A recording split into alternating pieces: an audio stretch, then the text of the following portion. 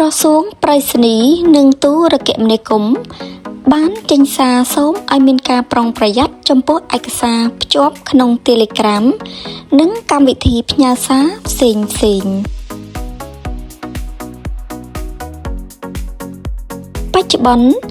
ចៅព័ត៌មានវិទ្យាកំពុងប្រើឯកសារភ្ជាប់ដែលមានផ្នែកខាងចុង extension មួយចំនួនដើម្បីលួចទិន្នន័យឬដំឡើងមេរោគលើឧបករណ៍ Digital របស់អ្នក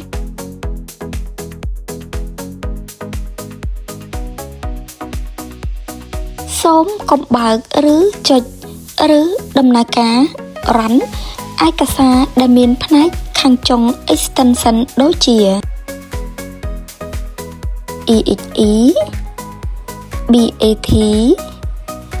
vbs ps1 sh msi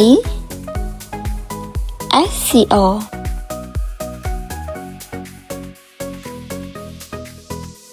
ឯកសារប្រភេទទាំងនោះអាចផ្ទុកមេរោគឬកម្មវិធីអាក្រក់ malware ផ្សេងៗដែលអាចលួចព័ត៌មានផ្ទាល់ខ្លួនពាក្យសម្ងាត់គណនីធនាគារឬ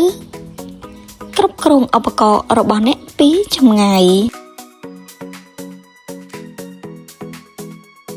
ដើម្បីការពារខ្លួនសូមអនុវត្តបើកតែឯកសារពីប្រភពអ្នកដែលទុកចិត្ត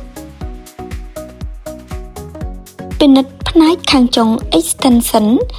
ឯកសារមុនពេលបើក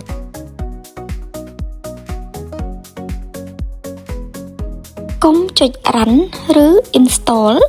ប្រសិនបើមិនប្រកាសពីប្រភព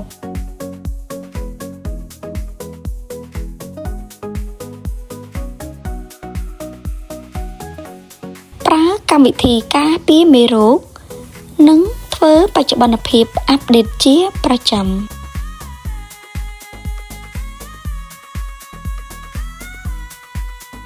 ការប្រុងប្រយ័ត្នរបស់អ្នកគឺជាការការពារសុវត្ថិភាព Digital របស់អ្នក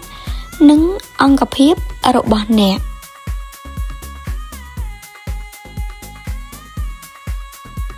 សូមអរគុណ